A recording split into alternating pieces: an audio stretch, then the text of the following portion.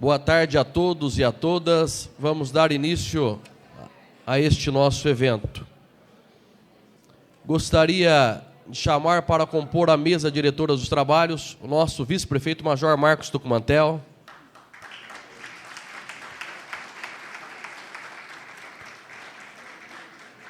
Coronel Eglis,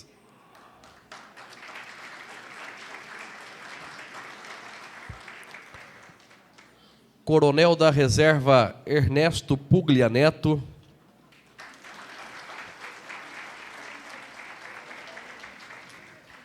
e o secretário da Educação de Mogi Guaçu, senhor Paulo Palhares.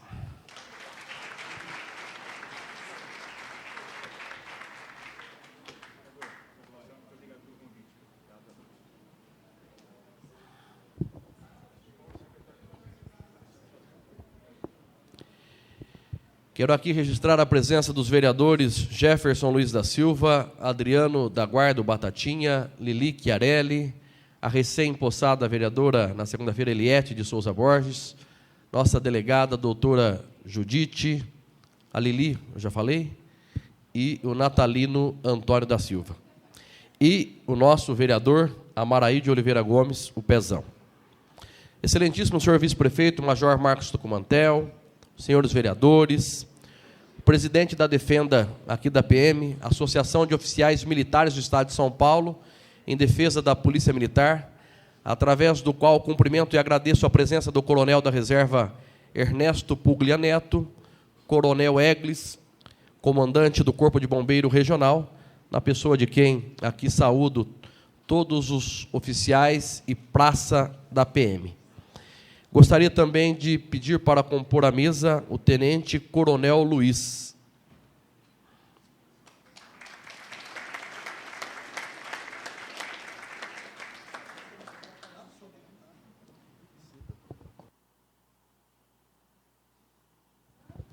Gostaria de citar e agradecer a presença também do Coronel Costa. Muito obrigado pela presença.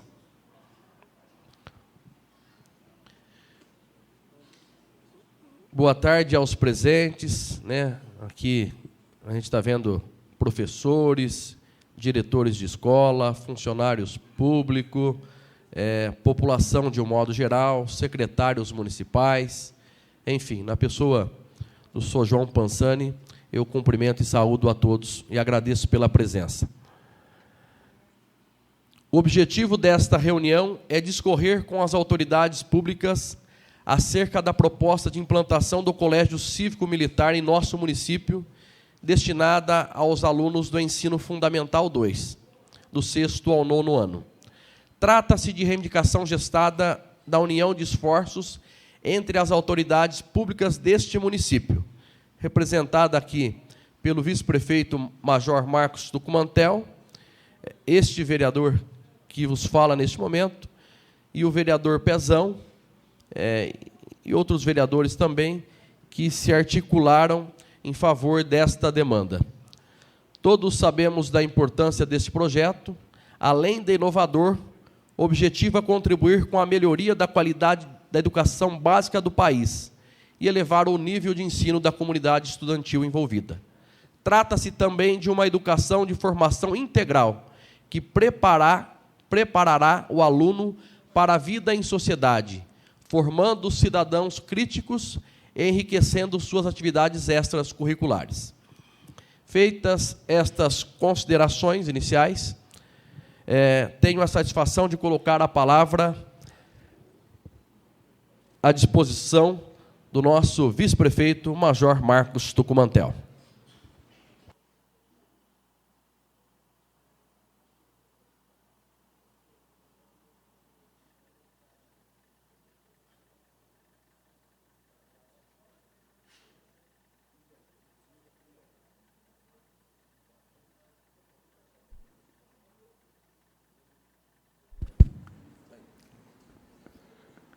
Boa tarde a todos. Uma satisfação recebê-los nessa Casa de Leis. Queria cumprimentar inicialmente o vereador Guilherme da Farmácia, muito digno presidente da Câmara de Vereadores de Mogi Guaçu, na pessoa de quem cumprimento o vereador Adriano Guarda Batatinha, o vereador Jefferson, vereador Amaraí Pezão, vereador Natalino, vereadora Judite, vereadora Lili e vereadora Eliette. Gostaria de cumprimentar o nosso coronel Ernesto Pulga Neto, presidente da Defenda PM, que muito nos honra hoje aqui em Mogi Guaçu, que vai fazer a apresentação para nós. Cumprimentar o nosso amigo Paulo, secretário municipal de Educação, na pessoa de quem eu cumprimento respeitosamente todos os professores, diretores, coordenadores da Secretaria de Educação. Eu realmente estou muito feliz aqui, cumprimentar meus amigos aqui, que estão aqui na parte de cima, aqui, na pessoa do Toso, né, nosso secretário municipal, cumprimentar todos os outros secretários municipais aqui presentes, pessoal da Defesa Civil, Silveira, Tenente Cesário, todos os nossos amigos aqui. É uma honra recebê-los aqui. O comando da Polícia Militar Regional está aqui presente. Na pessoa do Tenente Coronel Egles, eu cumprimento todos os nossos comandantes, todos os nossos oficiais e praças aqui presentes. É uma inovação a Escola Cívico-Militar. A gente vê falar muito, né, na televisão, na internet, nos jornais, mas a gente nunca teve uma apresentação prática do que seria uma escola cívico-militar. Então, nada mais oportuno do que a gente trazer aqui na cidade alguém que conhece desse assunto, que domina esse assunto, uma instituição muito séria, a Defenda PM, que já instalou escola cívico-militar no estado de São Paulo, em alguns locais, para poder fazer uma explanação, para que nós tenhamos uma consciência sobre o que é a escola cívico-militar. Gostaria de cumprimentar também o Coronel Costa, nosso amigo da reserva, na pessoa dele, cumprimentar todos os oficiais e praças da Polícia Militar, da reserva, que estão aqui presentes. Então, eu tenho certeza que essa apresentação vai nos levar à reflexão sobre o que é a escola cívico-militar, que nasceu de um bate-papo nosso, o Coronel Egles, né, que nos deu essa dica, digamos assim, falou: Marcos, conversa lá com o pessoal, aí conversando com o vereador Guilherme, com o vereador Pezão, e também articulando com os outros vereadores que são favoráveis, né, a essa ideia, e a gente conseguiu realizar esse evento, que eu tenho certeza será, assim, um evento que vai nos levar, como eu falei, a uma reflexão, e quem sabe, no futuro, a gente implantar aqui em Mogi Guaçu uma escola cívico-militar, né, que vai defender ali os ideais de honra, de disciplina, amor à pátria, responsabilidade, estudo, né, cuidar não só da parte intelectual, mas da parte física, disciplina. Isso é muito importante, a gente internalizar esses valores na nossa formação. Então, sem maiores delongas, né, eu vou devolver a palavra aqui para o vereador Guilherme, para a gente poder dar início aí ao nosso evento e não perder muito tempo. Então, muito obrigado a todos e aproveitem essa oportunidade. Valeu.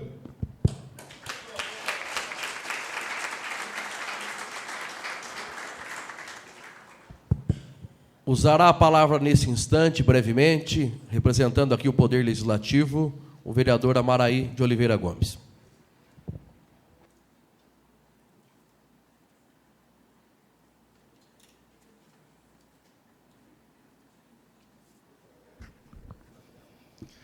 Boa tarde a todos, presidente, aí o pessoal que está na galeria, secretários, autoridades.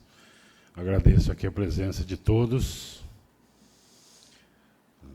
Agradeço aí o Coronel Ernesto, que vai fazer uma palestra para nós, junto da Escola Civil Militar. Isso reforça a palavra aí do nosso vice-prefeito Tucumantel, que trouxe essa demanda junto a nós, eu, Guilherme, e o restante aí dos vereadores. É uma demanda muito, aí, eu falo assim, que é mais a oportunidade dessa demanda vir para o nosso município. Porque hoje, como a educação está no nome do Paulo, que está fazendo um ótimo trabalho na nossa educação, e isso vem para reforçar a nossa educação, tanto nas escolas privadas, quanto aí no município que nós temos aí. Agradeço as apresentadoras. Aí temos aí a Ana, representando aí a escola materna. Agradeço também a Simone, que também está representando a Geraldo Sorg, a Flávia, e os demais aí, em nome de todos.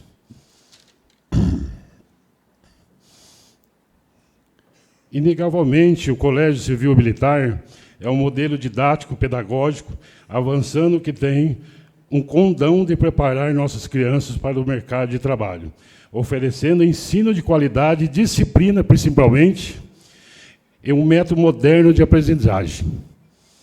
Nossas autoridades aqui presentes, através de uma união de esforços, estão empenhados na articulação, na conquista desse importante mérito e demanda da nossa comunidade. Mogi Guaçu é considerada a capital regional da Baixa Mogiana e, com certeza, credenciar e receberá importante método de ensino. A presença de representantes da Defenda, PM, Associação dos Oficiais Militares do Estado de São Paulo e nossa cidade, reforça nosso pleno e nossa esperança de acerto, de concretização desse pedido. Agradeço mesmo a todos que é empenhado a esse ideal para todos os nossos municípios. Venho aqui também reforçar que a gente fez a indicação que esse pleito pode ser o começo e implantar lá no CAIC, que eu acho que seria aí um começo da implantação dessa escola civil militar. E Martim do Prado também, que até, inclusive, eu conversei com o coronel Ernesto, que precisa também, aí, as pessoas mais vulneráveis. A gente tem um bairro lá que é vulnerável de ensino, que é lá a Vila Boa Esperança, até mostrei para ele. Então, está no pleito, mas a gente vai conquistar isso, junto com todos. Meu muito obrigado, e obrigado pela presença de todos.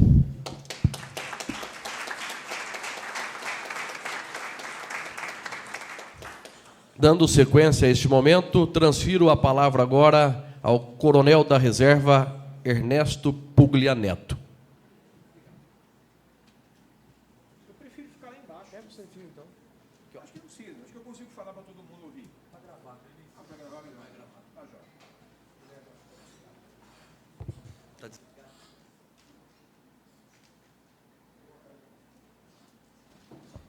já. Boa tarde a todos e a todas. Acho que eu posso ficar sem máscara aqui embaixo, né? Estamos distantes de todo mundo, só o nosso vereador aqui que está correndo mais riscos, assim dizer. Gostaria de agradecer muito ao vereador Guilherme pela oportunidade, ao nosso querido amigo, vice-prefeito Major Tucumantel, ao meu grande amigo Coronel Eglis, que abriu todas as portas e permitiu que isso estivesse acontecendo agora. Eu vou falar para vocês um pouco sobre um modelo de escola cívico-militar. Que modelo é esse? É um modelo que foi criado por mim e por mais 2 oficiais da Polícia Militar. Aí, para entender, eu sei que tem muita gente aqui da área de educação, para vocês entenderem o que nós fizemos. Uma escola, para funcionar, precisa de alguns documentos básicos. Entre eles, um plano político pedagógico, que se baseia em cima de um regimento interno. O que nós fizemos foi criar um regimento interno, ou seja, nós demos a forma como uma escola vai funcionar. E colocamos dentro deste regimento interno tudo aquilo que era necessário para que uma educação cívico-militar acontecesse. Então, nós pegamos um modelo básico de regimento interno e acrescentamos, com base na nossa experiência, tudo aquilo que nós gostaríamos de acrescentar para funcionar uma escola cívico-militar. Que experiência, vocês podem estar se perguntando agora? Por que 3 oficiais da polícia resolveram escrever sobre educação? Eu tenho 34 anos de serviço, estou na reserva desde 2017.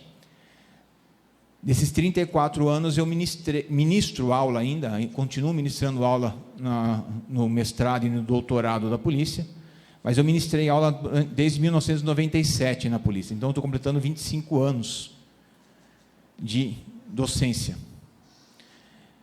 E a maior parte desse período dentro da Academia de Polícia Militar do Barro Branco, que é o órgão que forma, que pega o jovem que sai da sociedade civil, ingressa na polícia, e nós formamos esse jovem. O outro autor, o segundo autor, é o coronel Fábio Rogério Cândido, e vocês vão entender um pouquinho do porquê que chama modelo FM agora, tá? Os três autores são o Ernesto, o Fábio e o Márcio. A gente ia colocar o sobrenome, que é mais bonito, né? O Puglia Cândido Cortês. Mas modelo PCC, de Educação Cívico-Militar, não ia dar muito certo. A gente achou que não ia ser algo fácil de vender, fácil de apresentar para quem quer que seja. Então, nós fomos aí para o mais fácil, que é o nosso nome. O Fábio foi meu tenente na academia, eu era capitão, ele trabalhou comigo quase 4 anos como meu tenente na academia, e desde aquela época nós discutimos como fazer para facilitar o nosso trabalho. Nossos oficiais que percebiam aquelas pessoas que vinham da sociedade, ingressavam no colégio, ingressavam na academia e tinham que ter toda uma formação militar ali dentro. Será que dava para fazer alguma coisa? Será que tinha alguma intervenção possível? Paralelamente a isso, nós tínhamos um outro ponto, que era o pedido dos pais, que chegavam lá com um jovem de 18, 19 anos, para ingressar numa carreira militar, e falava assim, eu não posso deixar o meu garoto aqui de 14 anos, de 13 anos, vocês não têm como cuidar dele também? Porque o resultado que a gente vê é tão rápido, né? A mudança que a gente vê no nosso jovem é tão rápida. Eu queria deixar meu filho aqui de 13 anos também, e aí vocês me entregavam ele, infelizmente lá não dava. E nós amadurecemos isso ao longo de muito tempo, só que a vida na ativa é muito complicado. Eu passei para a inatividade, o Fábio continua trabalhando, o Márcio continua trabalhando também. O Márcio tem uma experiência um pouco diferente. Ele tem uma experiência de pegar o soldado. Ele trabalhou com alunos soldados no interior. Um outro mundo, uma outra visão, uma outra situação. E agregou também isso para nós. Eles dois continuam trabalhando, estão na ativa, eu já estou nativo, e aí veio a pandemia. E a pandemia facilitou muita coisa. Tinha tempo, não podia sair de casa, e a gente escreveu. Durante a pandemia, nós escrevemos esse regimento interno. Então, hoje, nós temos um modelo de educação cívico-militar que foi idealizada por nós, que foi registrado por nós, foi feito um registro, como se fosse um livro, para não haver nenhum tipo de cópia, nenhum tipo de problema de direitos autorais. E aí, a dúvida era, o que fazer com esse modelo? Nós vamos sair oferecendo nas cidades? Complicado. Vamos sair oferecendo em escolas? Complicado. Nós três fazemos parte de uma associação, que é essa Associação dos Oficiais Militares do Estado de São Paulo em defesa da Polícia Militar, ou, mais facilmente falando, Defenda PM, que é uma associação que se presta efetivamente a propiciar melhoras para os policiais militares, a buscar melhoras para os policiais militares. Então, nós cedemos gratuitamente para a Defenda esse modelo. Então, hoje eu falo aqui como autor, mas falo também como membro de um braço dessa Defenda, que se chama Defenda PM Educacional. Por que nós cedemos a ela? Porque ela é uma organização da sociedade civil. Lembram antigamente que chamava de ONG, chamava de um monte de nome. Hoje a legislação chama de organização da sociedade civil. Ou seja, ela é uma organização do terceiro setor que pode prestar serviço para quem quer que seja e pode, com essa prestação de serviço, ainda gerar abatimento de imposto de renda para quem doar, trazer benefícios, contratações diretas com o poder público ou privado. Então, é muito mais fácil para ela, Defenda Educacional especificamente, fazer essa divulgação e essa negociação, vamos assim dizer. É por isso que vocês vão me ouvir falar, às vezes, Defenda Educacional, e, às vezes, o modelo cívico-militar, porque eles se confundem em alguns aspectos, mas em outros são separados porque têm funções separadas. Então, vice-prefeito, nosso vereador, nossos vereadores que estão aqui, imaginando que, num dia, Mogi Guaçu resolva implantar o modelo EFM de educação cívico-militar nas escolas aqui da região, ela vai ter que falar com a Defenda PM Educacional. Eu não consigo mais, eu sozinho, como autor do modelo, eu não consigo mais fazer nenhum tipo de negociação. Quem faz a negociação é a Defenda PM Educacional, que é uma organização sem fins lucrativos, diga-se de passagem, é muito bom a gente colocar isso desde o início. Mas eu acredito, então, que o problema principal seja, ou o interesse principal seja o modelo. Como é que o modelo funciona? Como é que eu consigo colocar o modelo em prática? Quais são os diferenciais desse modelo? Então, eu vou simplificar bastante. Nós temos 3 pontos que são diferenciais do modelo. São 3 pontos inegáveis de diferenciação de qualquer outro modelo de trabalho, principalmente cívico-militar. O primeiro deles é a disciplina. Aí vocês vão falar assim, mas disciplina todo modelo cívico-militar traz. E disciplina a gente coloca na escola desde o início. Disciplina está dentro do cerne. Ótimo. Só que nós encaramos a disciplina de uma forma um pouco diferente. Nós encaramos a disciplina como uma virtude. Lembra de Aristóteles? Aristóteles falava que a gente tem que repetir diversas virtudes para se tornar um hábito, e esse hábito depois vai se tornar um comportamento. A gente entende e construiu o modelo com essa filosofia.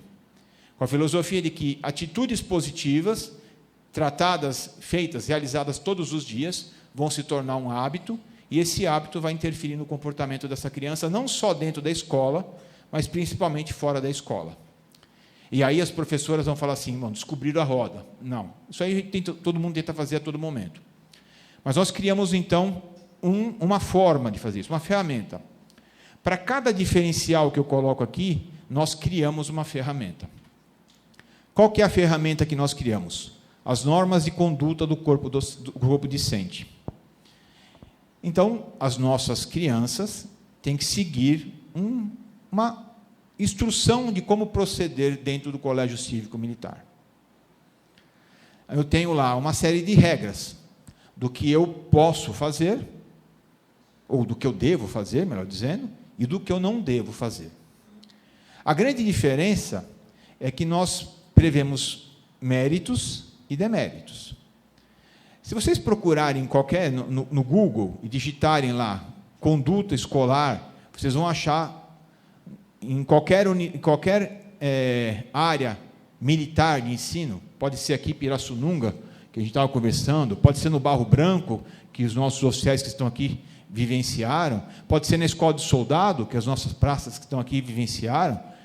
A gente começa assim, a gente começa no patamar mais elevado, ou seja, eu tenho 10 no meu mês,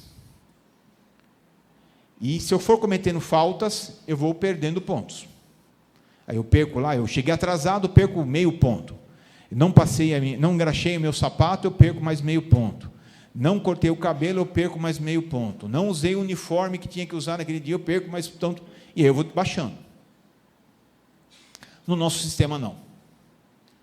O nosso sistema ele começa com uma nota intermediária, que nós colocamos como nota 7. E a partir do momento em que ele perde ponto, ele comete alguma falta, alguma transgressão, deixa ele observar algo que ele devia fazer, ele vai diminuindo. Mas ele tem inúmeras outras oportunidades de compensar isso, em fazer algo positivo, que são os hábitos que nós queremos desenvolver neles, e aumentar essa pontuação até chegar a 10. Então, todos os dias, todos os momentos, eu tenho alguém observando essa criança e verificando. Ele cometeu alguma transgressão? Ele cometeu algum demérito? Ele cometeu algum mérito? E aí eu vou observando. Quem faz essa observação, além do corpo docente da escola, é o que nós chamamos de corpo cívico-militar, que é um grupo de policiais militares reformados, que vai estar dentro da escola, junto com o corpo docente, trabalhando diuturnamente, tem horário de aula, tem corpo cívico-militar lá junto. Ah, mas é aula complementar, não interessa, o corpo cívico-militar vai estar lá junto. Fazendo o quê? Trabalhando a parte disciplinar, observando tudo aquilo que está acontecendo. Então, essas pessoas são indicadas, aí eu vou precisar muito do apoio da região, porque são pessoas da reserva, já são aposentados, que vão ser incorporados, vão ser treinados, vão ser preparados para interagir com os professores e com os alunos. Os professores, os diretores, as secretárias, os funcionários, de uma forma geral, da escola, também serão treinados, serão preparados para entender todo esse modelo e entender qual é o papel deles. Eu vou mostrar mais um pouquinho o que é como um professor reage numa das escolas onde nós temos já implantado esse modelo. Então, esse é o primeiro diferencial e essa é a primeira ferramenta que nós oferecemos junto com o modelo. O segundo diferencial é o protagonismo. E aí os professores vão falar assim, mas a Base Nacional Curricular Comum, ou Comum Curricular, desculpem, já fala que o protagonismo deve ser fundamental. E se busca o protagonismo, se deseja o protagonismo. Ok. Como é que a Base Nacional Comum Curricular faz o protagonismo acontecer nas escolas? Ela dá uma ferramenta para isso? Não, ela dá caminhos. Ela fala, você tem que fazer tal coisa, professor. Olha, tenta fazer tal coisa, coloca tal atividade. É importante que faz isso, é importante que faz aquilo. Mas se o professor não fizer, ou se o aluno não quiser fazer, ou se não der tempo para fazer, o protagonismo que o aluno tem que alcançar ao longo do período que ele permanece em sala de aula, simplesmente não acontece. Nós criamos uma ferramenta também. Nós criamos a chamada cadeia de liderança. Cadeia porque é um encadeamento, tá? Não é cadeia porque ninguém fica preso, não. Cadeia porque é um encadeamento de líderes. Existem algumas funções que são rotativas, existem algumas funções que são meritórias. Vamos lá, função rotativa. Eu tenho todo dia um aluno que vai ser o responsável por conferir os demais amiguinhos. Ele vai chegar um pouquinho mais cedo, vai colocar aqueles jovens, aquelas crianças em forma, vai conferir se o uniforme que eles estão usando está certo, vai ver se tem alguém que sabe que o amiguinho não vem, ou vai passar na secretaria e ver se tem alguém faltando e por que está faltando, porque às vezes o pai manda lá a informação para a secretaria, então a secretaria fica sabendo que ele está faltando, então o aluno tem que ter a iniciativa de ir lá na secretaria e perguntar, olha, o fulano não veio hoje, tem algum negócio aí, algum papel da mãe, o pai avisou alguma coisa? Tem, então ele já vai saber disso, porque vai ser importante ao longo do dia inteiro dele essa informação, que ele vai passar tudo isso para os professores. Então esse é o que nós chamamos de líder de classe, todo dia ele vai fazer isso.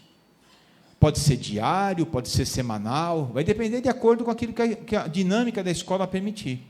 Às vezes, um dia só é ruim, então a gente mantém uma semana inteira, porque tem atividades diferentes ao longo da semana, é importante ele ter. Mas todo mundo vai passar por essa função. Uma outra função é o vice-líder de classe, que é um cidadão lá, um aluno, que vai ser o responsável pelo material. Se a gente tivesse aqui um vice-líder de classe, ele teria preparado, como foi feito por algum funcionário, que veio aqui, preparou o data show, que preparou a apresentação, que montou tudo que tinha que montar, que verificou se o ar-condicionado estava funcionando, que foi, de repente, buscar giz, porque faltou giz durante a aula. Ou então a caneta lá do quadro branco não funcionou, ele foi procurar na secretaria trocar essa caneta. Essa é a função dele. Quando termina a aula, ele vai lá e vai arrumar todas as carteiras, deixar tudo bonitinho, vai verificar se tem papel jogado no chão, se não tem.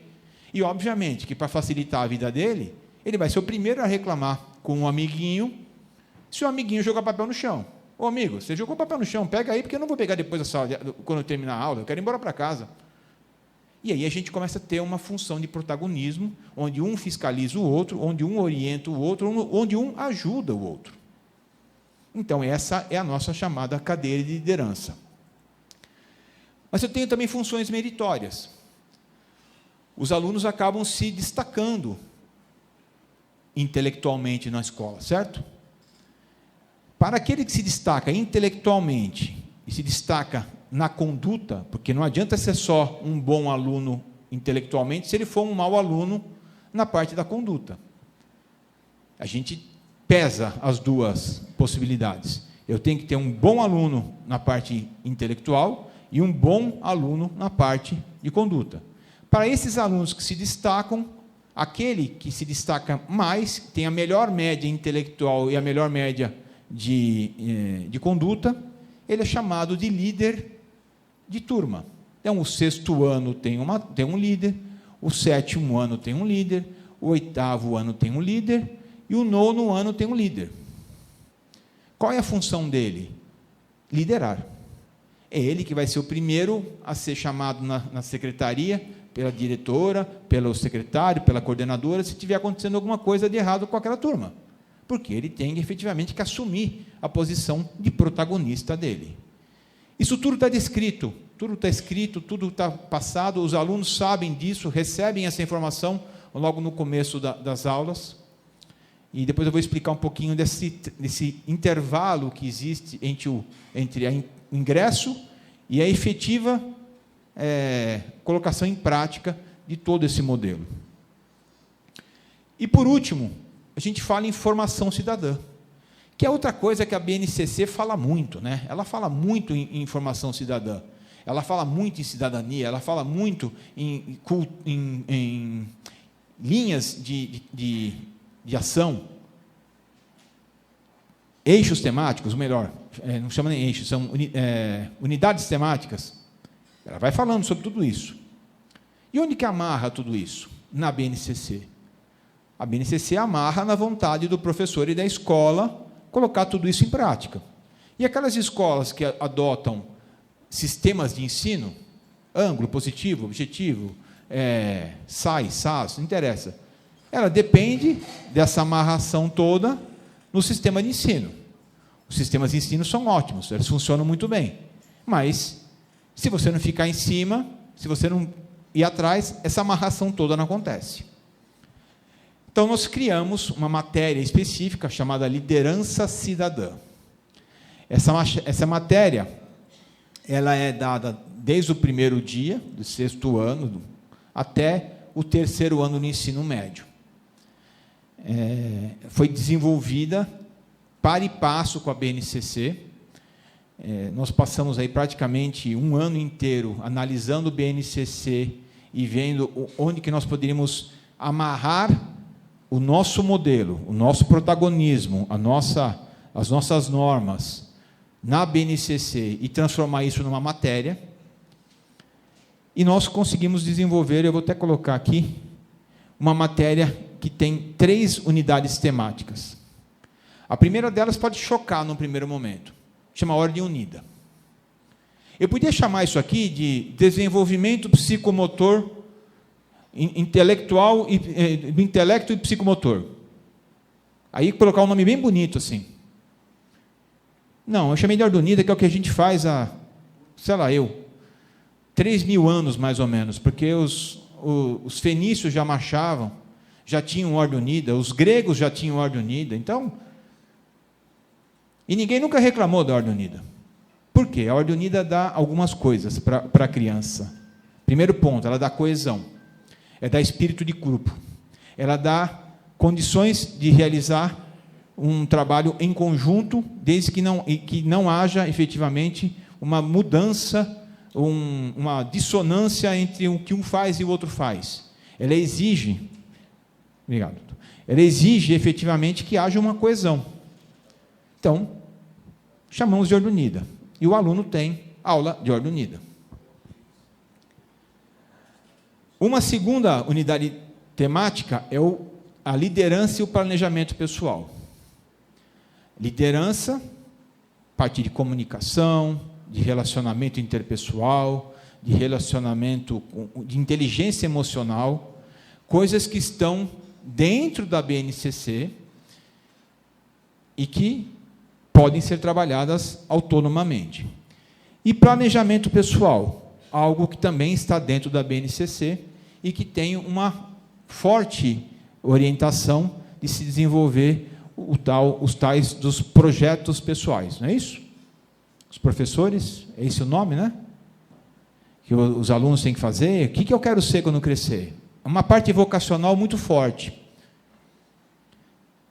Nós mudamos um pouquinho esse enfoque na nossa matéria e criamos um planejamento pessoal que vai dar a esse aluno não a orientação do que ele quer ser, mas a ferramenta para que ele possa efetivamente ser o que ele quer ser. Então, nós mudamos o enfoque daquilo que a BNCC traz e colocamos lá. O aluno tem que ser orientado vocacionalmente, isso é papel da escola, a escola faz isso, e nós damos a ferramenta para que ele possa, se ele quiser ser médico, qual é o caminho para ser médico? O que eu tenho que desenvolver para ser médico? E uma coisa que a gente fala muito, falamos para os 2 mantenedores das escolas particulares que nós já temos funcionando, eles falam assim, não, eu quero que saia aqui, eu quero um monte de aprovação para medicina, engenharia. Tá, mas e aí? Será que todo aluno quer ser médico, quer ser engenheiro? Será que não tem nenhum aluno que quer herdar o comércio do pai e seguir aquele comércio do pai? Precisa ser médico? Precisamos sempre de médicos, engenheiros, etc. Ou precisamos de bons cidadãos? E aí, quando a gente fala que precisamos de bons cidadãos, a gente precisa de civismo e cidadania, que é o 3º eixo que a gente traz. E quando a gente fala em civismo e cidadania, por favor, não se lembrem de organização social política do Brasil, nem de educação moral e cívica, tá? Não tem nada a ver. Nós tiramos esse contexto. Embora falamos muito da parte de ética, da parte de filosofia, dentro de civismo e cidadania, falamos muito da parte da organização, sim, política, porque o aluno hoje está sendo, por exemplo, concitado, um aluno de 16 anos, não é o caso do ensino fundamental, mas é o caso do ensino médio. Se faz uma propaganda enorme, trazendo até artistas estrangeiros, dizendo assim para o aluno, tire seu título de eleitor, jovem, com 16 anos. Agora, o que você vai fazer com esse título de eleitor, ninguém explica para ele. Ninguém explica para ele por que ele tem que escolher um presidente, qual é o papel do presidente, qual é o papel do senador que ele vai escolher, qual é o papel de um deputado federal, um papel do deputado estadual, qual é o papel de um prefeito, de um vice-prefeito, qual é o papel de um vereador, o que eu posso exigir de um vereador, o que eu posso exigir de um prefeito, qual é a função dele efetivamente. Isso não se fala mais na escola. Pode procurar a BNCC de ponta cabeça, eu procurei. Não tem. Não se ensina da BNCC nem a Constituição Federal do Brasil. Coisa que nós ensinamos. O que fala o tão conhecido artigo 5º da Constituição, onde está lá os direitos dos cidadãos? O que fala? Porque para cada direito que tem ali, tem um dever de quem está do lado. A criança tem que conhecer. Se ele tem aquele direito, o amiguinho dele também tem. E, a partir daí, eu tenho o dever de garantir o direito dele, e assim por diante. E aí nós começamos a falar, efetivamente, em cidadania, em civismo, em atitudes positivas dentro da sociedade. O nosso ideal não é simplesmente ter um bom aluno. O nosso ideal é ter um bom cidadão. Alguém que vai sair dali e fazer parte da sociedade em que ele está vivendo de uma forma bastante positiva. Inclusive, se for possível, e isso a gente tem observado já nas escolas, que é possível, influenciar pai, mãe, tio, tia, vizinho. Porque os pais são convidados, dentro desse processo todo, a se incluir naquilo que nós chamamos de cadeia de liderança. Me interessa muito saber o que o aluno faz em casa. Me interessa muito que ele seja orientado em casa a fazer algo que seja positivo. Eu vou dar um exemplo. Uma das minhas funções como um dos autores, e é uma coisa que os autores não abriram mão, nós não abrimos mão, nós cedemos o modelo, mas não abrimos mão de acompanhar a implantação e o funcionamento das escolas. Porque a gente não sabe o que pode acontecer a partir do momento que a gente cede alguma coisa. Então, por enquanto, são só 2 escolas, felizmente, porque só tem eu para fazer isso. Os outros 2 estão trabalhando na polícia ainda. Uma hora eles vão passar para a reserva. Vai demorar um pouco, talvez, ainda, mas uma hora eles vão passar. Aí eles vão poder me ajudar. Ou nós vamos ter que chamar mais alguém, se tiver muita escola por aí funcionando. Por enquanto, são só 2, é tranquilo. Uma semaninha, 10 dias por mês, passando em Araçatuba e Rio Preto, que são onde as 2 funcionam. A gente acompanha. E eu estava ouvindo uma mãe falar. A mãe chegou para mim e falou assim: coronel, o senhor não acredita. O meu filho não tirava o prato de cima da mesa quando acabava de almoçar. Acabava de jantar. Nunca tirou. Eu nunca mandei ele tirar. Eu, mãe, nunca mandei ele tirar. Para mim, eu tirava e eu deixava lá e pronto. Era a minha função, como mãe, tirar o prato da mesa dele. Não. Do nada. Agora, ele volta da escola, ele tira o prato da mesa. Do nada. Ele acorda 10 minutos mais cedo e só sai de casa depois que a cama dele está arrumada. Eu falei para ela: mãe, não é do nada. Não é do nada. É um trabalho enorme que as professoras estão tendo aqui dentro da escola, que o corpo cívico-militar está tendo aqui dentro da escola, para fazer o seu filho mudar. Então, não é do nada, não é um passe de mágica. As coisas não acontecem assim no estalar dos dedos. É um trabalho. É um trabalho que os professores compraram nas 2 escolas de uma forma muito clara, e se engajaram no projeto, no modelo, e o corpo cívico-militar está lá para dar o suporte, para conversar todo dia com essa criançada. Todo dia. Já fica aqui o convite, se alguém quiser conhecer uma das 2 escolas, estão abertas. Eu recomendo Rio Preto, porque ela está um pouquinho melhor estruturada, mas Araçatuba também. Vocês vão entender porque Rio Preto, porque eu vou passar alguns vídeos aqui de Rio Preto, porque o mantenedor de Rio Preto, bom, ser bem claro, direto e objetivo, tem mais dinheiro que o mantenedor de Araçatuba. Então, tudo que ele faz lá, ele faz assim de uma forma muito macro. Tudo tem que ser perfeito lá. Então, isso ajuda bastante, né?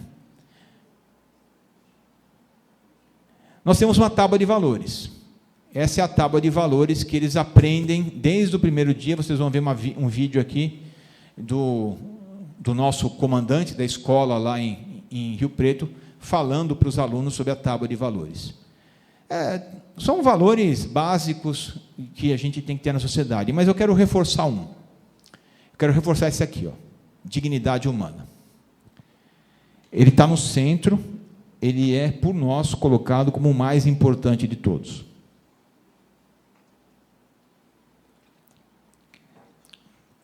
Como cívico-militar, eu podia ter colocado a disciplina lá como o primeiro e mais importante, né? Mas eu não consigo, se eu desenvolver a disciplina, pode ser que como mais importante, só a disciplina, se eu conseguisse desenvolver só um valor, e esse valor fosse a disciplina, embora ela seja uma grande virtude que possa continuar, eu não garanto outras possibilidades. A dignidade humana, não. Eu garanto todas as possibilidades. Se eu tirar o aluno dali, em qualquer momento, e ele tiver internalizado nele o valor da dignidade humana, a chance dele me dar um problema futuro é muito pequena. Porque se ele entender o que é dignidade humana, o que é importante para ele na dignidade humana, e o que é importante para ele refletir nos demais naquilo que nós chamamos de dignidade humana, ele não vai dar problema com ninguém mais. Então, vereador, é por isso que eu falo, quando o senhor falou da comunidade lá que é carente, vulnerável, para nós é maravilhoso, porque lá nós vamos aprender efetivamente, a criança vai aprender o que é a dignidade humana e como colocar isso em prática no dia a dia. Então, essa tábua de valores, ele vai aprender tudo isso daqui, nós vamos bater em tudo isso daqui com eles, mas o pano de fundo de todos os outros valores é a dignidade humana. Aqui algumas rotinas e solenidades cívico-militares que nós temos. Então, diariamente, o aluno chega de manhã, como eu falei, é colocado em forma, se hasteia a bandeira. Nós estamos enfrentando um grande problema com o canto do hino, porque o nosso hino é longo, e os professores ficam alucinados quando atrasa a aula. Então, nem sempre eu consigo cantar o hino, porque depende do pessoal se ajeitar. Né? Se a alunada se ajeita rápido, a gente consegue cantar o hino. Então, está cantando o hino 2 vezes, 3 vezes por semana no máximo. De qualquer forma, toda sexta-feira, numa formatura... Não, desculpa, eu falo sexta-feira porque lá é sexta-feira, mas pode ser qualquer dia. Toda semana tem uma formatura geral. Nessa formatura geral, o hino tem que ser cantado de qualquer jeito. Mas o hasteamento da bandeira, que é rapidinho, todo dia tem hasteamento da bandeira. Todo dia um aluno é escolhido para ir lá e fazer o hasteamento, e outro aluno é escolhido para fazer o comandamento dos alunos para fazer o hasteamento da bandeira. Eles prestam continência, eles usam um uniforme diferenciado, e eles levantam para o professor e apresentam uma classe. Vamos ver se vai dar certo aqui, né? Não é possível abrir. Óbvio, né? Sempre vai dar. Se der chance de dar errado, sempre vai dar errado. Eu vou fazer um outro caminho aqui, gente. Desculpem a falha aí.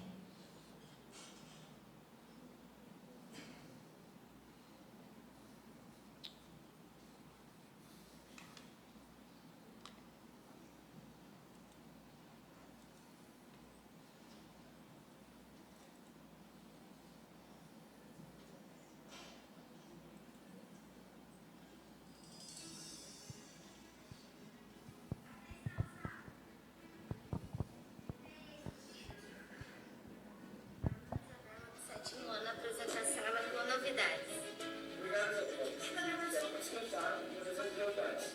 Vamos passar. À vontade.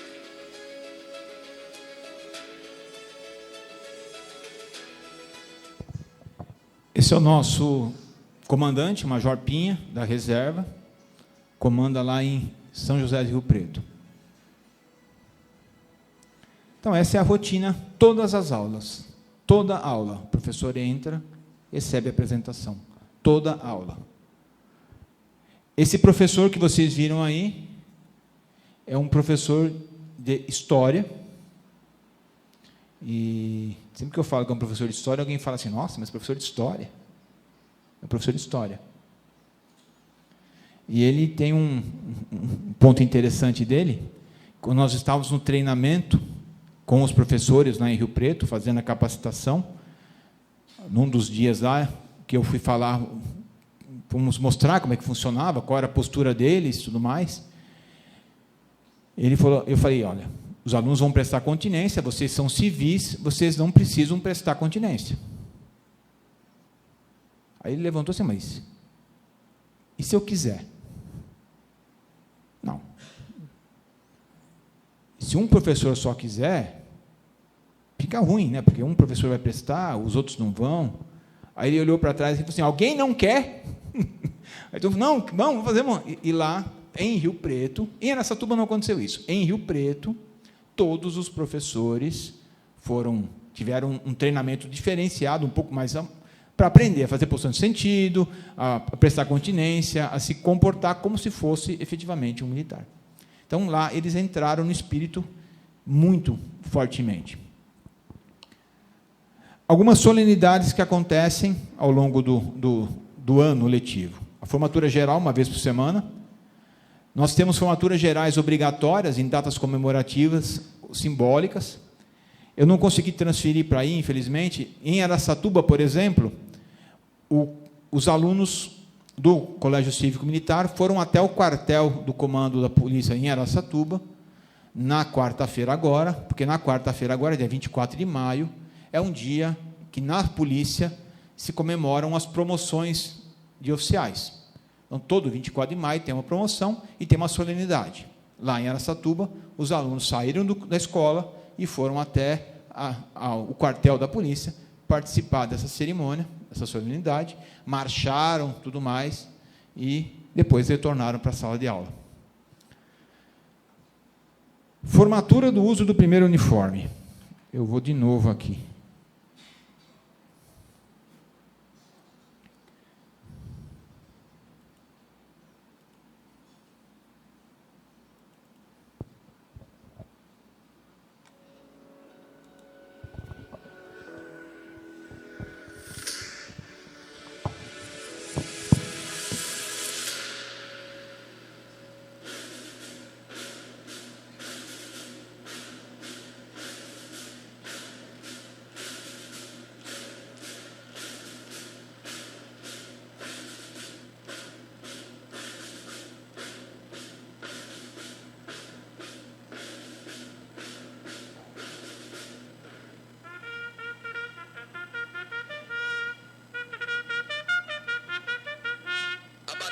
vocês, caros alunos, é o estudo.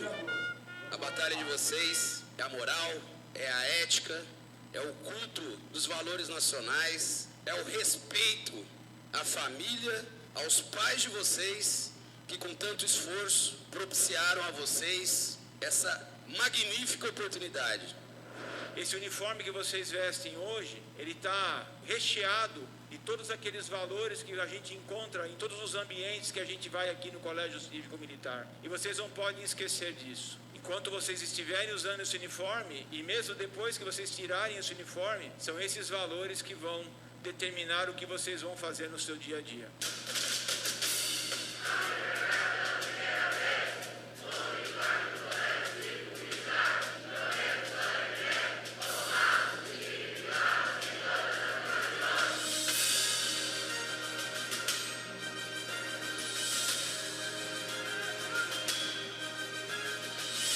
É minha primeira farda e hoje, ao vesti-la de manhã, queria que meu pai estivesse aqui, que foi um militar, queria que os meus irmãos estivessem comigo. E pode ter certeza, coronel, é uma grande honra e vou honrá-la nos momentos em que terei que usá-la com muito, muito respeito. Aproveite ao máximo esse tempo que vocês estão aqui. Curtam essa farda, curtam esse colégio. Busquem assim o máximo que vocês podem dessa equipe maravilhosa que aqui a gente disponibiliza para vocês. Então, que vocês assim tenham muito sucesso. Parabéns pelo uniforme, parabéns pelo juramento, e vocês são a maior parte dessa instituição. Vocês são os nossos maiores bens. O maior valor são vocês.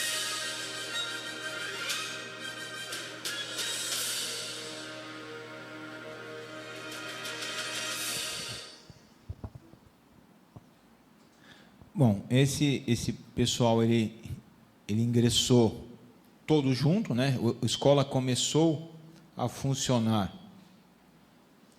A escola começou a funcionar agora. As duas escolas, uma iniciou dia 31 de janeiro, São José do Rio Preto, e a outra começou dia 1º de fevereiro, do zero. Isso que vocês viram os alunos fazendo, eles aprenderam a fazer em 4 meses. Essa é a mudança de postura que houve em 4 meses de aula com eles. Aqui, internalização de valores e princípios, eu já falei para vocês, já adiantei, e nós propomos à escola algumas atividades extracurriculares. Eu vou começar de trás para frente para ficar mais fácil.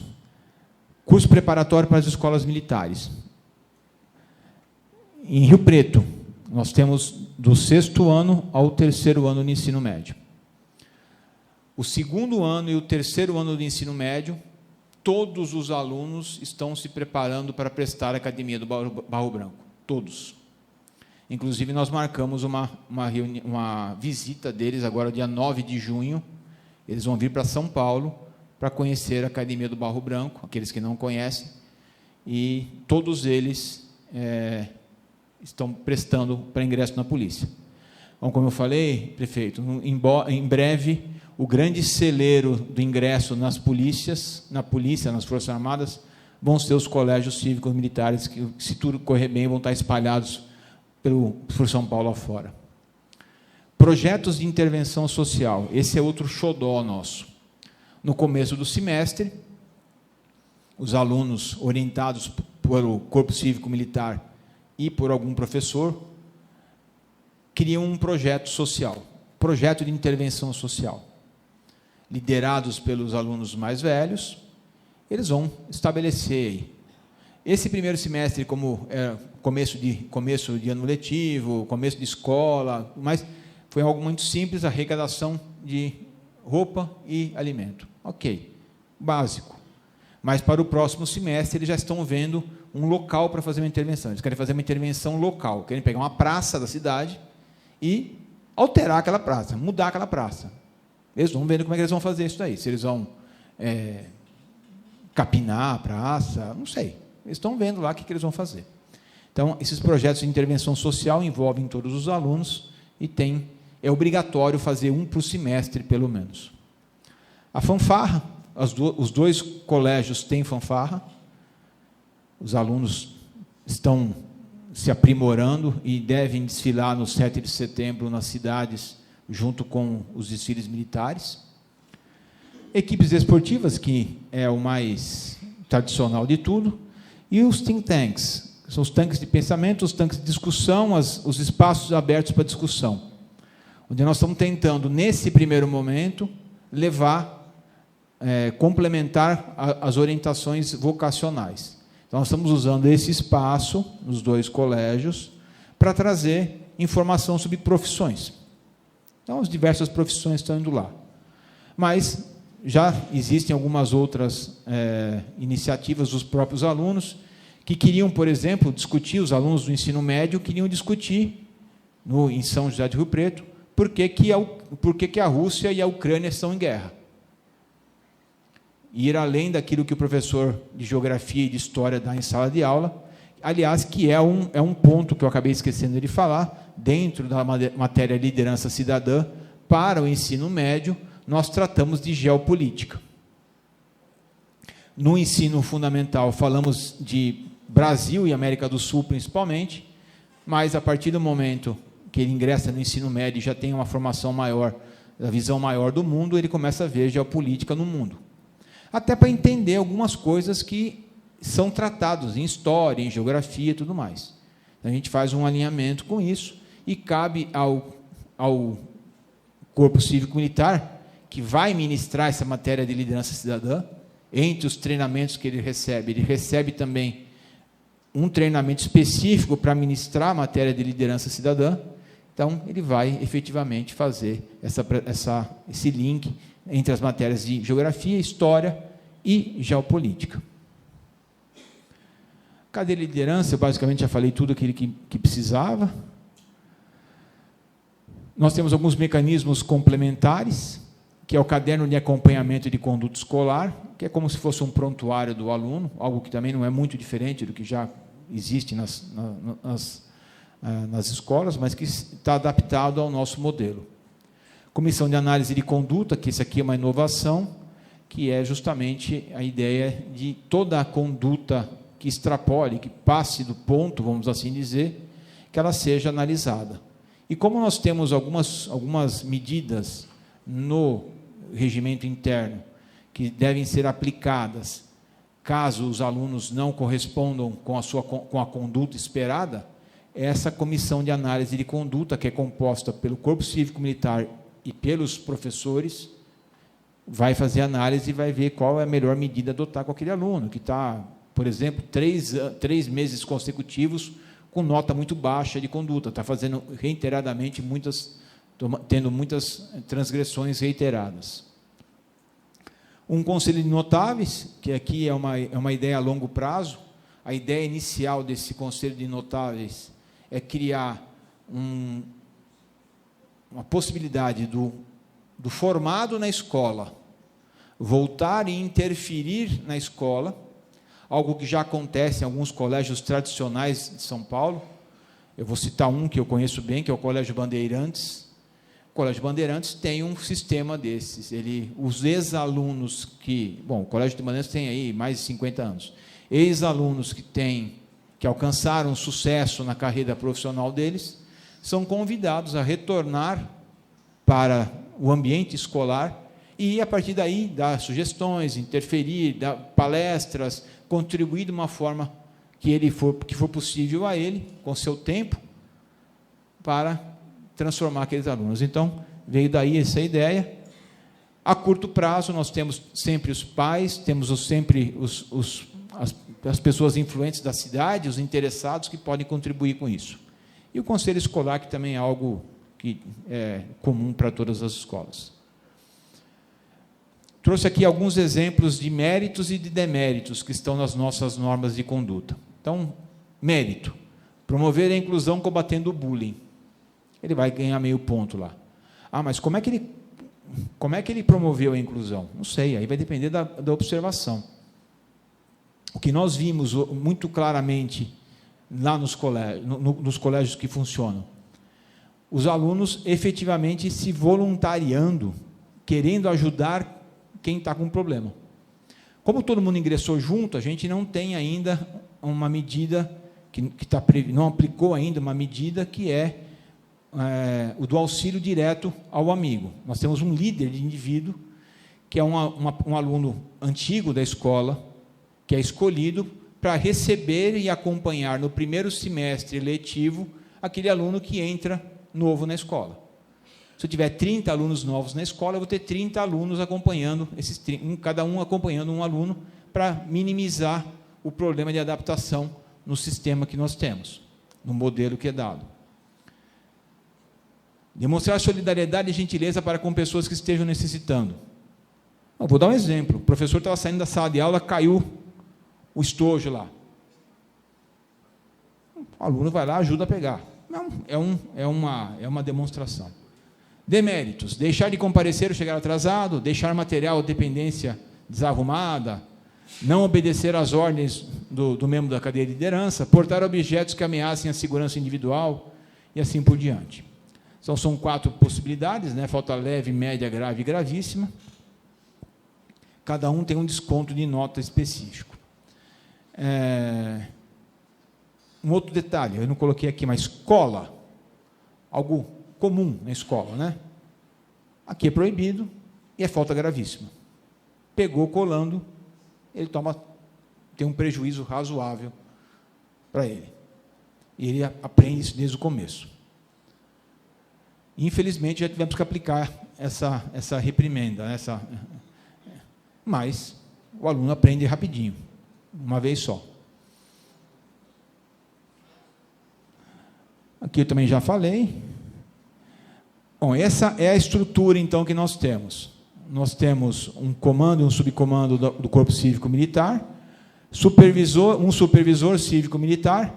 Eu colocarei, aqui está a monitoria, 9 monitores, porque a gente trabalha sempre num módulo de 300 alunos.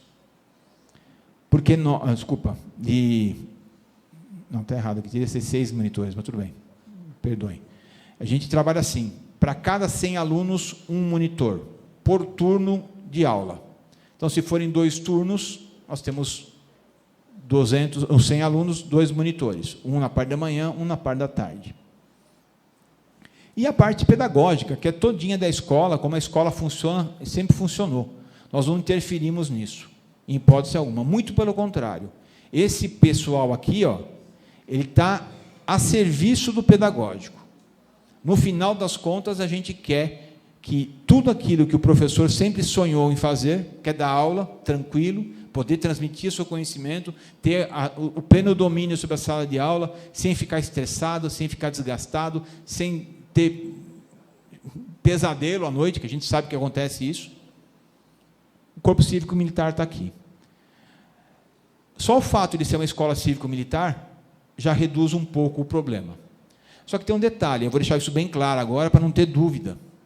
Nós, idealizadores do modelo, nós nunca quisemos formar robôs.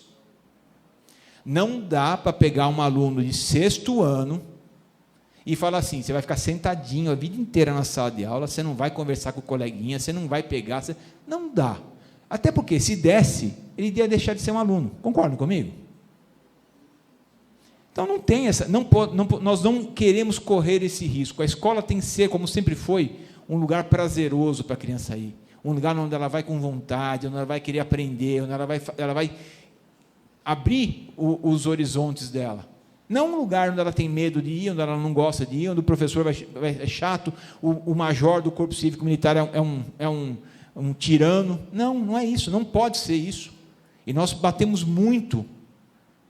É por isso que eu convido vocês a irem numa das escolas, de preferência no momento de entrada de alunos. Porque a entrada dos alunos é como sempre acontece em qualquer escola. O pai vai deixar o aluno ali, ele vai pegar o materialzinho dele e vai entrar na escola. Só que ele é recebido pelo Corpo Cívico Militar. Então, ele chega, a primeira coisa que ele faz é prestar continência. Bom dia, senhor major. Bom dia, sargento. Bom dia, tenente. Primeira coisa que ele faz. A segunda coisa que ele faz é pular no pescoço e dar um abraço no major. Então, é muito legal. Essa confiança, essa proximidade, essa presença é muito gostoso. E a gente sempre toma um cuidado enorme de colocar monitores e monitoras, policiais militares masculinos e femininos, para que haja uma facilidade no trato com as alunas, principalmente nessa idade de pré-adolescência, adolescência, é muito complicado. A nossa diretora é uma pessoa muito... As diretoras das escolas são muito presentes, os coordenadores são muito presentes. Então, eu posso dizer, dos dois modelos que nas duas escolas que nós temos, os modelos deram muito certo. E eu gostaria muito que vocês pudessem, um dia, conhecê-los. Eu acho que é isso, me estendi um pouquinho, mas acho que deu para passar, uma forma geral, o modelo. Eu fico agora à disposição para responder qualquer tipo de pergunta que haja, não sei se tem alguma programação. Não? Se houver qualquer tipo de pergunta, estou à disposição. Muito obrigado pela atenção de vocês.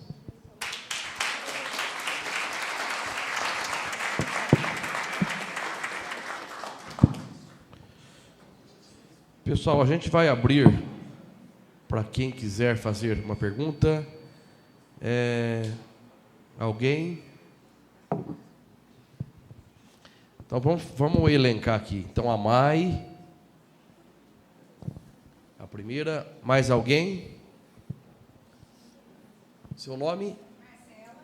Marcela.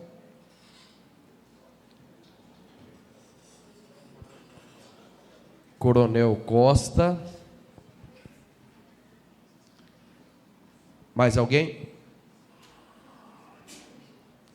O Anderson, da Gazeta Guaçuana, Jornal Gazeta Guaçuana.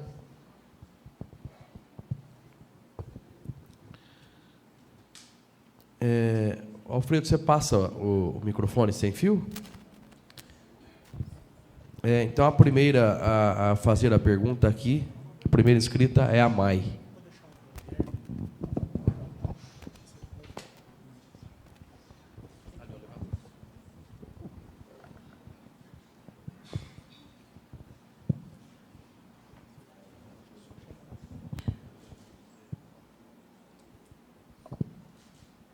Boa tarde a todos. Vamos lá, 3 questões. Eu queria saber se essas escolas que já estão com esse sistema são particulares. Gostaria de saber por que a partir do 6º ano.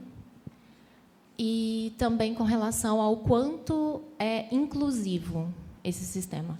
Perfeito. São os particulares porque o modelo foi criado para ser particular.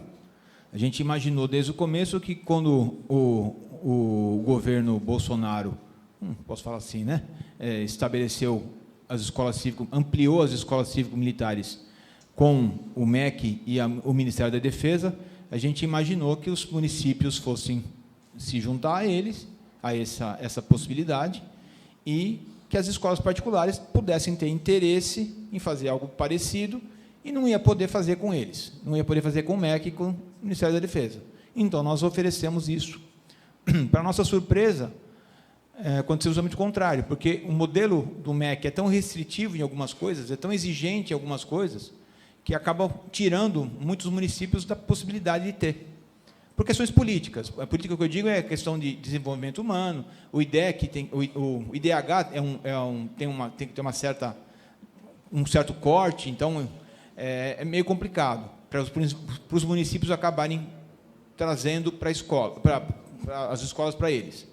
E acabou sendo uma procura que houve para nós. Mas a escola, as duas que tem são particulares, porque o modelo foi criado para ser particular.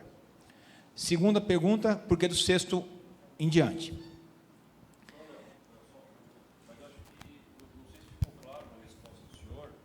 O modelo foi criado para ser particular, mas ele... Sim, ele atende qualquer escola. A demanda Sim, pública. atende qualquer demanda. A particular e a pública, tanto faz. Como eu disse, nós entregamos para a Defenda, porque ela é uma OSC, Organização do Terceiro Setor. Ela pode conveniar com quem ela quiser. Ela pode contratar com quem ela quiser, com o público e com o particular. Mas as duas primeiras são particulares, são privadas, porque nós pensamos que essa ia ser a vertente que ia dar mais procura. E o contrário é a realidade. Nós temos... Eu estou conversando com mais de 10 municípios já, que querem implantar. Por que do 6º ao 9º? Aí eu tenho que falar um pouco de história pessoal. Estava brincando lá no gabinete do Major do Mantel, que eu entrei na polícia com 14 anos. Entramos, né, Eggs? Por quê? Na minha época, era possível fazer o que se chama de escola preparatória. Como tem o Exército, tem aqui em Campinas, perto de vocês, tem a SpaceX, que é uma escola preparatória que pega o garoto que ainda está no ensino médio, a polícia também tinha. Então, eu fiz o ensino médio dentro da polícia. Antes disso, por meu pai ser militar, eu estudei no colégio da PM, que na época era um colégio militarizado, hoje não é mais. Hoje era uma escola que a gente poderia chamar, naquela época, de um primórdio de escola cívico-militar. Hoje ela não é mais. E eu entrei lá na 5ª série, a antiga 5ª série, 6º ano hoje.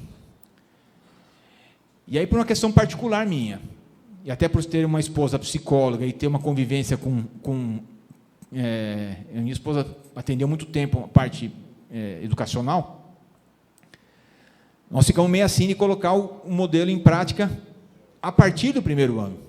Foi meio que uma insegurança nossa mesmo. Porque eu sentia, quando estava no colégio da PM, que aquela molecadinha de 7 anos de idade, 6 anos de idade, quando estava entrando, ela ficava meio perdida com aquelas obrigações todas, né? Aí nós falamos assim, mas vamos fazer aquilo que aconteceu comigo, eu vou deixar a criançada perdida? Não. Vamos implantar a partir do 6º ano, vamos ver como o garoto do 6º ano reage, a garota do 6º ano reage, quais são as demandas que eles vão passar para nós, e a partir daí eu consigo, com segurança e sem loucura, construir um modelo para o 1º ao 5º. Já temos esse modelo. Tá? Nós já temos. Nós já conseguimos, com o apoio dos pedagogos que estão no colégio e mais algumas outras pessoas que estão nos auxiliando, nós já conseguimos, vamos assim dizer, atenuar um pouco o modelo para ser atrativo para a criança de 6 anos de idade, que vai entrar, de 6, 7 anos de idade, que vai entrar no 1º ano. Tá? Foi por isso que nós não colocamos. Uma questão de segurança, principalmente para as crianças. Quanto a ser inclusivo ou não, totalmente inclusivo. Como é que um deficiente físico vai marchar? Não vai marchar. Ele vai ter todo o ensinamento na maneira com que ele puder ter. Se ele tiver que usar uma cadeira de roda, ele vai usar uma cadeira de roda. Se ele tiver que usar uma bengala, ele vai usar uma bengala. Se ele não puder usar nada disso, ele não vai usar nada disso. Se ele for um autista, precisar tiver dentro do espectro autista, precisar de um professor auxiliar que o acompanhe, ele vai ter um professor auxiliar que o acompanhe. Vamos partir para um outro grau, então, um pouquinho mais polêmico. Se chegar um aluno para mim, uma aluna para mim, com 16 anos de idade, e falar assim, eu me identifico como homem e eu quero usar uniforme masculino. Se vocês observaram lá, vocês viram que o uniforme é calça e camisa, certo? Por que nós não colocamos saia? Justamente para isso. Para começar por aí já. Começar por aí. Aí, o que eu vou falar para essa aluna? Eu vou falar assim, quantos anos você tem? Eu tenho 16 anos. Ok, então nós vamos conversar com seus pais, porque você não pode tomar essa decisão sozinho antes dos 18 anos. Nós vamos conversar com seus pais. Se os seus pais vierem aqui, a partir do momento que você tiver tudo certo, você vai usar o uniforme masculino. E vice-versa. Por que eu falo isso com uma tranquilidade muito grande? Porque já aconteceu. É simples, já aconteceu, nós já vivenciamos isso. A aluna chegou e falou assim, eu me identifico como homem. Como é que nós percebemos, quando é que ela começou o processo? Vocês viram lá que a aluna chamava Isabela Cristina, certo? Que se apresentou lá para o professor. Está lá na tarjetinha. É o nome de guerra. Todo mundo escolhe um nome de guerra. Os alunos escolhem um nome de guerra. É claro que se tiver, provavelmente já tinha uma Isabela. Então, ela teve que agregar um outro nome. Isabela Cristina. Ok. Essa aluna escolheu o sobrenome. Ou seja, ela já tirou do nome de guerra dela o gênero. Tranquilo. sem problemas, sem estresse. Não tem nada. É uma sociedade que a gente vive, é essa. Por que seria diferente? A gente não pode falar de dignidade humana se a gente cortar isso, se a gente for contra isso. A gente está indo um contrassenso enorme sobre o nosso próprio método, o nosso próprio modelo, os nossos próprios valores. Sem problema algum. Então, inclusiva, sob todos os aspectos. Inclusive, eu até brinquei, né? Essa aluna, assim que esse aluno, assim que todo o processo se findar, porque é um processo, nós já orientamos, nós temos um psicólogo na escola, o psicólogo está acompanhando. Como aconteceria em qualquer outro lugar, qualquer outra família, qualquer outra escola. Acompanhamento, tudo bem. Processo.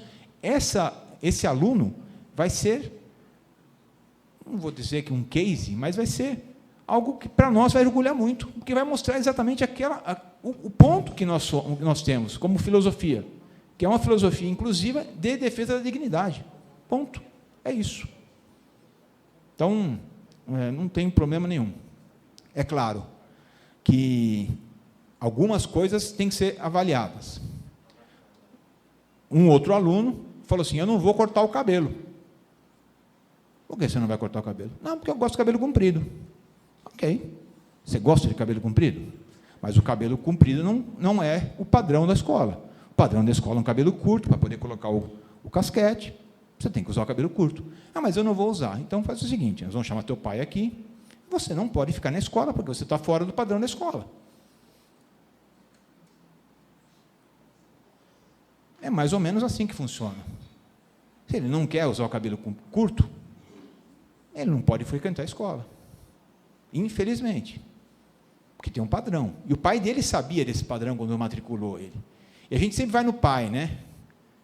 Porque é o pai que procura a escola divulga, é o pai que vai lá e matricula o filho. E às vezes o pai, já aconteceu, não uma, mas duas, aconteceu mais de 10 vezes, o pai vai lá e fala assim, olha, eu quero matricular meu filho aqui, porque ele é muito rebelde, ele dá problema em casa, ele não respeita ninguém. Eu sou agora reformatório. Então, não é? Nós temos que ter essa clara noção do que é uma escola. Não é porque a escola é uma escola cívico-militar que é uma escola de tortura, não é um campo de concentração. Volto a dizer, o aluno tem que chegar lá com vontade de assistir a aula, com desejo de assistir a aula, de estar junto, de estar participando de tudo aquilo. Então, a escola é totalmente inclusiva, garanto isso. É só um detalhezinho simples, que a gente fala assim, escolha do nome de guerra, né, comando? E às vezes alguém pode achar, não, o cara pode escolher nome águia, alguma coisa assim, não. A escolha do nome de guerra é um dos seus nomes de registro, né? Não é um aleatório, né? Então é um dos seus nomes de registro. Por incrível que pareça, a Eglis é o meu nome mesmo, assim, eu não pude escolher muito, assim, na época que eu nasci eu não podia fazer a escolha. Eu vou passar para outra pessoa, mas só para eu entender, então, no caso eu já não seria uma pessoa aceita, então, pelo meu cabelo.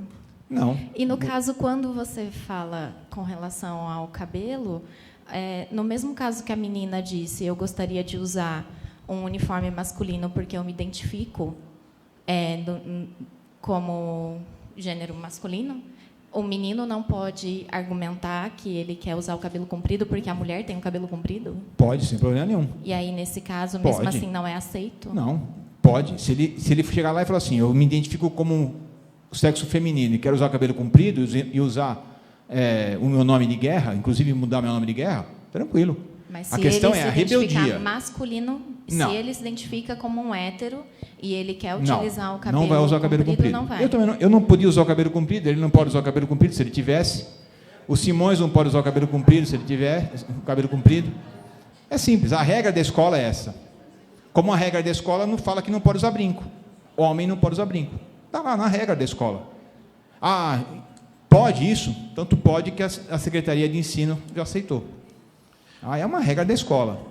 Se ele se identificar como do sexo feminino e quiser usar cabelo comprido com trança, sem problema nenhum. Tranquilo. Agora, ele não pode, por rebeldia, falar que não vai cortar o cabelo. Aliás, nós temos alunas, você perguntou do seu cabelo, nós temos alunas que usam cabelo curto, tão curto quanto o dos alunos. Porque é mais fácil, é mais rápido, não tem tanto problema. Por quê? Para usar o casquete, você tem que fazer coque ou trança. E elas não querem perder tempo de manhã, 10 minutos, 20 minutos, faz diferença para quem acorda às 6h30, 6 horas da manhã para ir para a escola. Então, o que elas fizeram? Elas cortaram o cabelo curto e resolveram o problema. Então, tem regra para a aluna também de cabelo. A regra de cabelo para a aluna é coque ou trança. Por quê? Tem que encaixar o casquete. E aí nós temos o problema das afrodescendentes que querem usar o cabelo com dread. Pode? Pode. Se couber o casquete, sem problema nenhum. Não tem problema nenhum. É só fazer um penteado, que tem vários penteados possíveis, que ela vai prender o dread e vai colocar o casquete, sem qualquer problema. Inclusive para as mulheres e para os meninos também, sem problema nenhum. O que a gente não aceita é a rebeldia. Não, eu não vou cortar o cabelo porque eu não quero cortar o cabelo, meu cabelo é bonito, comprido. Não vai ser naquela escola que ele vai trabalhar, que ele vai ter aula. Ele vai ter que ter aula em outro lugar. Vamos dar sequência à nossa próxima a fazer a pergunta, é a Marcela Valim, diretora da escola Valdomiro. Passa o microfone para ela, Lili. Boa tarde a todos. A minha pergunta já foi respondida, que era sobre justamente a inclusão, tá, nos moldes da Escola Cívico-Militar. Já foi respondida. Muito obrigada. Obrigado. Coronel Costa é o próximo inscrito. Parabéns pela sua exposição. Obrigado. Manter a iniciativa, você tem atrás aqui, acredito que você faça parte também do projeto. Na verdade, uma sugestão e depois uma pergunta. Por que Mogi Guaçu não foi inscrito ou colocado no projeto para a Escola Cívico-Militar do Governo Federal? Seria uma ideia, uma pergunta, eu acredito que seria mais para o Executivo Municipal. Não, mas aí uma coisa que pode ser respondida posteriormente ou futuramente. Por quê? Porque nessa inscrição do Governo Federal, na Escola Cívico-Militar do Governo Federal, a verba vem do Governo Federal. Esse é o primeiro fator. Enquanto se nós colocarmos uma OSC, o município vai arcar com esse valor. São duas coisas que a gente tem que pensar e analisar. Mas a pergunta que eu quero fazer é pensar o seguinte: não importa para qual unidade de ensino vai ser colocado. A minha pergunta fica agora olhando para o lado municipal. Os professores concursados, os funcionários, os diretores que já estão nessa unidade de ensino, o que vai acontecer com isso? Bom, eu não posso responder pelo município, mas eu respondo pelo modelo. Os professores, os funcionários, todos eles são treinados para trabalhar no modelo. Eu não me meto os concursados. Hoje no município. E se a OSC vai assumir a unidade lá acima, esses professores, qual o destino do Coronel, agradeço a pergunta.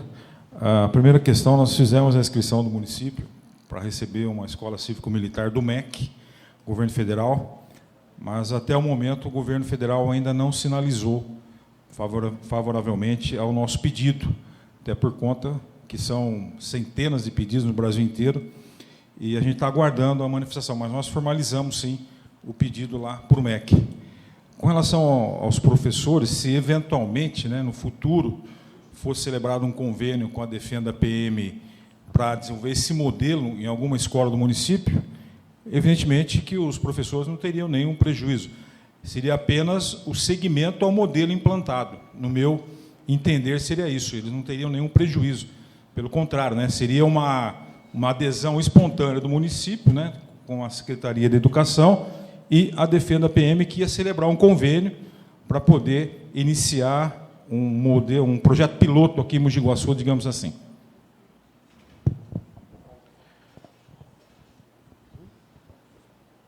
O próximo inscrito é o Anderson, do jornal Gazeta Guaçuana.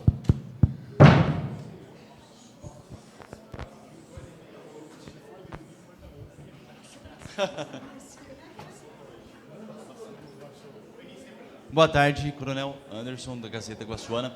Eu tenho duas perguntas. A primeira é a seguinte: na sua apresentação, você disse que o modelo com maior sucesso até agora é na de Rio Preto, porque você diz claramente o dono da escola tem mais condição. No caso desse modelo, ser implantado no município, em uma escola pública, em uma região mais pobre, como sugeriu o vereador Pezão, por exemplo, na Escola do Caíque, no Jardim Santa Terezinha, como que funcionaria, qual a garantia de sucesso desse modelo em uma escola pública, numa região de renda baixa? A segunda pergunta é, o município atende alunos do ensino básico e fundamental, e não do ensino médio. E como que seria esse modelo aplicado até o aluno do 6º ao 9º ano, e o ensino médio, ele teria que sair desse modelo para ir para uma escola estadual? Como que funcionaria isso? Bom, a primeira pergunta é muito simples de responder. Eu garanto a vocês, garanto tranquilamente, mas com muita tranquilidade, que o investimento que os municípios fazem em educação é infinitamente maior que o investimento que uma escola privada faz na educação. Isso é fácil de entender, porque o município não tem lucro com a educação. E o mantenedor, a primeira coisa que ele faz, quando ele planilha, é quanto eu vou ganhar. Se tiver alguém aqui de escola, alguma escola particular, e, por favor, me desminta se eu estiver falando alguma besteira. Então, a primeira coisa que o mantenedor de uma escola faz é quanto eu vou ganhar. A partir do momento que eu corto, que eu sei o quanto eu posso ganhar, eu começo a pensar em quanto eu posso gastar. Quando eu falei que o de Rio Preto ele gasta mais, ele tem mais, dá mais apoio, é porque ele tem uma nota de corte menor, vamos assim dizer. Então, como ele tem outras escolas em Rio Preto, ele é do ramo de escola, ele tem a possibilidade de fazer uma compensação muito mais rápida. E para ele, como empresário de educação que se a escola cívico-militar em Rio Preto bombar, ele tem várias escolas, mas a única cívico-militar que tem é essa. Então, para ele, interessa e muito que a escola cívico-militar que ele tem, e só ele tem, porque por contrato é só dele, só ele pode fazer isso em Rio Preto, interessa muito para ele que a coisa estoure. Então, ele está botando todo o dinheiro possível lá. Por quê? Porque para ele fechar uma ou outra escola dele, ou transformar uma ou outra escola dele em escola cívico-militar, é muito melhor do que ele manter como está agora. Porque o que ele tem agora, todo mundo tem. O que ele oferece agora na escola dele, todo mundo tem. Então, ele está com uma visão de empresário. Em Araçatuba é diferente, é uma questão que o professor lá, o dono da escola, é um professor, é o abnegado que está colocando o dinheiro do bolso para fazer funcionar a escola.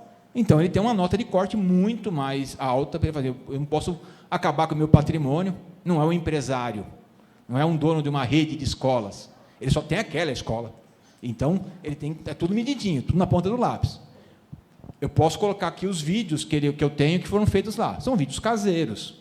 Não tem um vídeo bonito desse aqui, com acabamento, não sei o quê. Então, é isso que eu coloquei. Mas os dois, se você colocar na ponta do lápis e ver quanto ganha um professor lá e quanto ganha um professor na rede pública, o quanto é investimento, os 25% que são obrigados a serem investidos pelo município por conta da Constituição na educação, extrapolem muito aquilo que tem que ser feito por um privado.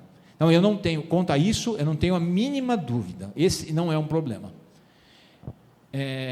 E lembre-se, não é o aluno que paga. Então, quem vai pagar é a prefeitura.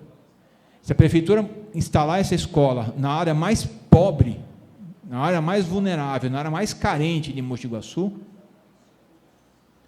tanto faz. O aluno ali não vai pagar nada. Ele vai ter uma educação de qualidade, ele vai ter algo a mais do que ele tem hoje, e o investimento da prefeitura vai ser, como o Coronel Costa falou, um pouco a mais, porque vai ter que pagar aquilo que é o modelo, aquilo que o modelo demanda. Só isso, mais nada. Então, esse ponto eu não tenho problema. A segunda pergunta é com relação ao que fazer depois do 9º ano, né?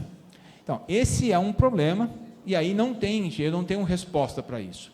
Infelizmente, o sistema público de ensino do Brasil é meio complicado. Tem uma lei, a Constituição fala que, preferencialmente, o município vai cuidar do ensino fundamental. Aí São Paulo veio e fragmentou, São Paulo não, o Brasil inteiro, né, mas de uma forma unilateral só, a educação, fragmentou Fundamental 1 e 2. E a partir de 1994, salvo engano, com o governo Mário Covas, ele criou, ele repatriou para ele o ensino fundamental 2. E permitiu que as escolas municipais mantivessem, mediante convênio com o Estado, permitiu que houvesse a continuidade para aqueles que quisessem do ensino fundamental 2. Na verdade, se a gente pegar a Constituição, é dever do município do 1º ano ao 9º ano. A Constituição diz isso. O resto é tudo recorte. E o que acontece quando chega no 9º ano? Infelizmente, o aluno tem que migrar para a rede municipal, a rede estadual. Não tem jeito. Eu tenho falado com alguns prefeitos, prefeito, coloca aí ensino médio, mas eu não posso. Há controvérsias. Há controvérsias. Eu tenho alguns municípios, eu conheço alguns municípios que têm ensino médio. Como? Eles criam uma fundação ou uma faculdade. Tem faculdade municipal? Não. Se tem uma faculdade municipal, prefeito, se tem uma faculdade municipal, tem uma fundação que cuida dessa faculdade, provavelmente. Essa fundação pode contratar e criar um colégio vinculado não ao município, mas à fundação. É o que faz Santo André, é o que quer fazer Birigui, e assim por diante. Nós já estamos conversando com municípios que fazem isso. Não diretamente. Ele, como município, não pode falar assim, eu vou criar uma escola municipal de ensino médio.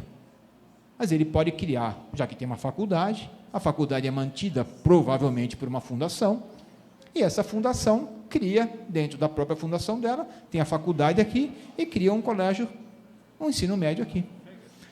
Já acontece, tá, prefeito? Já acontece. Então, acho que, não sei se eu respondi. Para terminar aqui, eu acho interessante a gente iniciar aí as tratativas, né, dessa possível implantação do Colégio Cívico Militar aqui em Mogi Guaçu, na CCM, né? Eu acho que seria interessante a gente marcar uma ida aqui do Paulo, que é o nosso secretário da Educação, mais a equipe dele, acho que os vereadores, o vice-prefeito, o prefeito, para a gente conhecer essas unidades, né?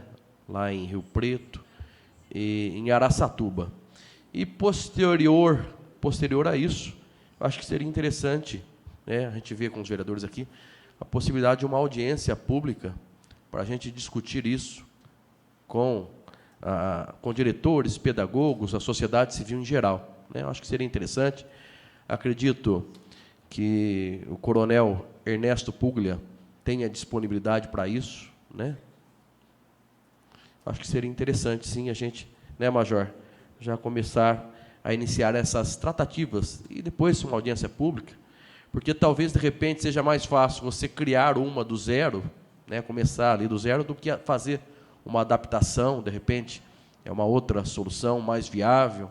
Enfim, eu acho que a gente tem que discutir amplamente essa discussão, mas a gente, com certeza, vê com muitos bons olhos essa questão de termos aqui, na nossa cidade de Mogi Guaçu, esse colégio cívico-militar. Em nome aqui do Poder Legislativo, em nome da população de Mogi Guaçu, eu agradeço a presença sua, coronel, por essa brilhante explanação na tarde de hoje. Agradeço, acho que foi de grande valia para todos nós, em nome da Câmara Municipal. Eu passo aqui a palavra para o nosso major, aqui representando o Executivo de Mogi Guaçu.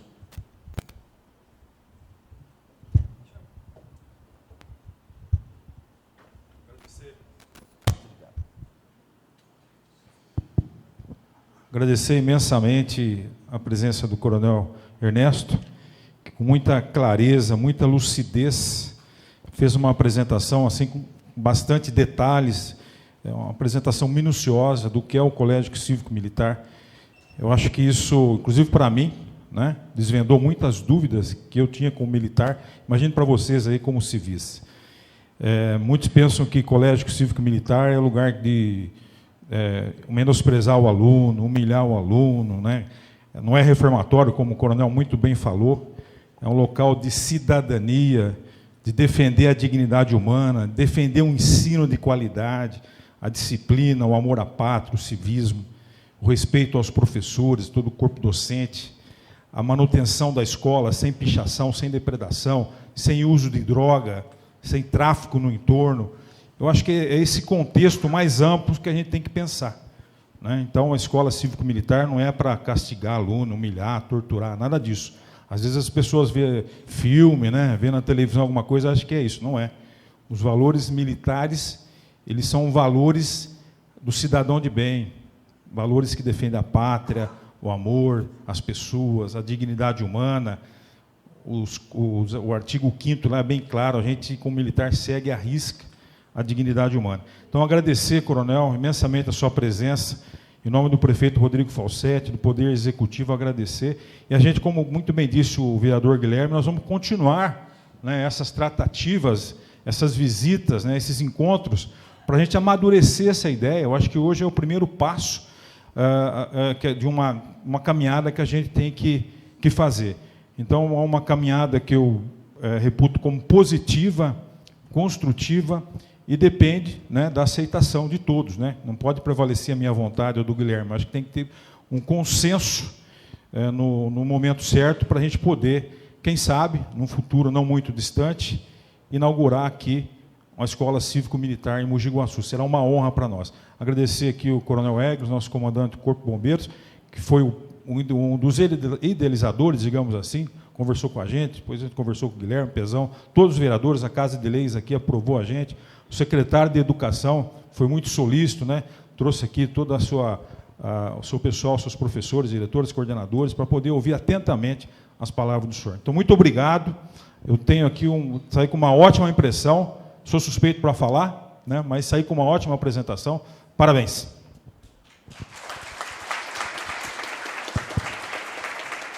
Encerrando, agradeço a presença de todos e de todas. Boa tarde e bom descanso a todos.